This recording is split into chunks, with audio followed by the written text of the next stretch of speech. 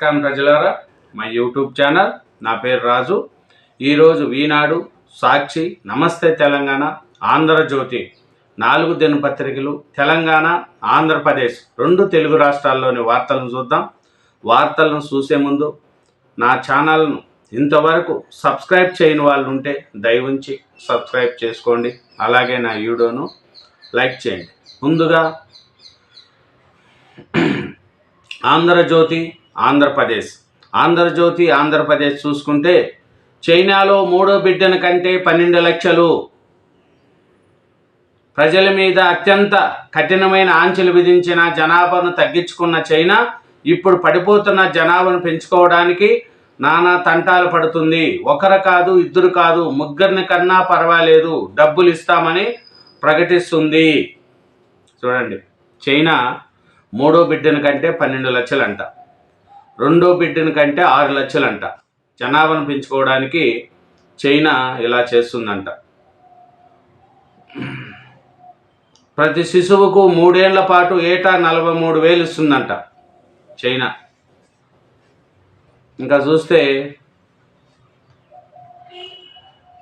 బీజేపీకి మహిళా బాస్ రేసులో నిర్మలా పురంధేశ్వరి, వనితా శ్రీనివాసన్ జాతీయ అధ్యక్ష పదవిని మహిళలకు అప్పగించాలనే యోచన. మహిళా నాయకత్వానికి ఆర్ఎస్ఎస్ మద్దతు. ఏటీఎం కార్డుల రూపకల్పన, క్యూఆర్ కోడ్తో వివరాలు ప్రత్యక్షం, పాత కార్డుల స్థానంలో కొత్త కార్డులు, నేతల ఫోటోలు లేకుండా ముద్రణ, ప్రభుత్వ అధికార చిహ్నం, లబ్ధిదారు ఫోటో ఉండేలా చర్యలు, సిద్ధమవుతున్న కొత్త స్మార్ట్ కార్డులు, వచ్చే నెలలో పంపిణీ ఏర్పాట్లు. చూడండి, రేషన్ కార్డులకు ఇంకా స్మార్ట్ కార్డులు అంట ఆంధ్రప్రదేశ్లో. ఇంకా చూస్తే డ్రోన్ల తయారీకి భారీ ఊతం. ఇడి భాగాలు, డ్రోన్ల ఉత్పత్తికి 20,000 కోట్ల ప్రోత్సాహం, స్వల్ప వడ్డీకే రుణ సదుపాయం, పాకిస్తాన్ చైనా దూకుడుకు చెక్కు. క్రమశిక్షణకు మారుపేరు రోసయ్య, యువ నేతలకు ఆదర్శం ఆయన జీవితము. మాజీ సీఎం జయంతి సభలో తెలంగాణ మంత్రులు రోసయ్య విగ్రహాన్ని ఆవిష్కరించిన ఖార్గే. ప్రీ ఓల్డ్కు రైట్, అర్హత గల అసైన్డ్ భూములకు స్వేచ్ఛ కల్పించండి. 22 ఇనాం, సుక్కలు, సరతు పట్టా భూములకు రెవెన్యూ శాఖకు ముఖ్యమంత్రి చంద్రబాబు ఆదేశము. నిషేధిత జాబితా నుంచి తొలగించడంపై స్పష్టత.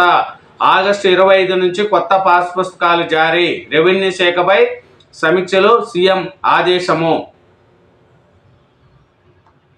మీరు ఎలా వస్తారో చూస్తాం, వైసీపీని మళ్ళీ రానివ్వం, ఆ పార్టీ రౌడీజానికి భయపడం, నరుకుతామంటే మౌనంగా ఉంటామా? గూండాయిజం తప్ప ప్రజలకు మేలు చేయడం ఆ పార్టీ నేతలకు తెలియదు. తాటాకు చప్పళ్లకు కూటమి భయపడదు. మరో 15 ఏళ్ళు వరకు కలిసే ఉంటాము. డిప్యూటీ సీఎం పవన్ కళ్యాణ్ స్పష్టీకరణ. బనకచర్లపై వాస్కస్ కసరత్తు. ఢిల్లీ నుంచి వచ్చిన శంభు ఆజాద్ బృందం సలహాదారు వెంకటేశ్వరరావుతో చర్చలు. కేంద్ర జలసంఘం అడిగిన హైడ్రాలజీ లెక్కలపై అధ్యయనము. ఎల్లుండి కల్లా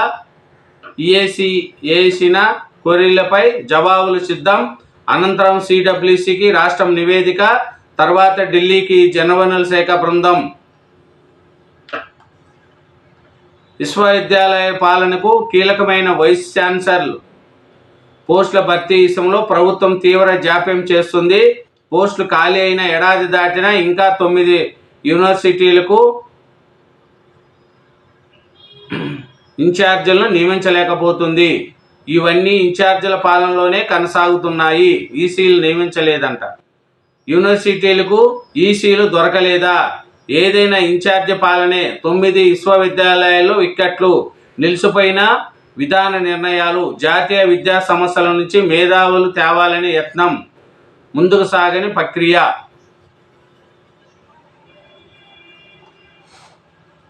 లక్ష కోట్లు పంచామంటూ 31,500 కట్టలేకపోయారు. జగన్ జమానాలో ఆర్థిక దౌర్భాగ్యం.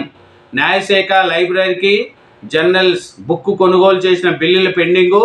మరో బిల్లు 93,510 కూడా. ఇలాంటి పెండింగ్ కేసులు వేలల్లోనే. నవభారతంలో అవకాశాలకు అద్దు లేదు. త్వరలో ప్రపంచంలో 3వ అతిపెద్ద ఆర్థిక వ్యవస్థ కానున్నది. ఏఐ, సెమీ కండక్టర్, క్వాంటమ్ కంప్యూటర్లతో ముందంజ. బీహార్ వారసత్వం గణనీయమైనది.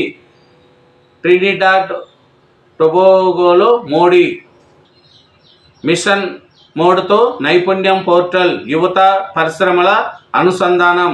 సెప్టెంబర్లో ప్రారంభించే చర్యలు తీసుకోవాలి. ఆగస్టు 7 నుంచి అక్షర ఆంధ్ర. 3 నెలలకు ఒకసారి నియోజకవర్గంలో జాబు మేళాలు, నైపుణ్య అభివృద్ధి, ఇంటర్ విద్యా సమీక్షలో మంత్రి లోకేష్.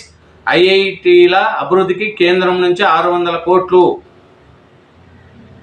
భారత్కు ఇంకా సరిహద్దు 3 శత్రువులు. ఆపరేషన్ సింధూర్ సమయంలో పాకిస్తాన్కు చైనా, తుర్కియే మద్దతు.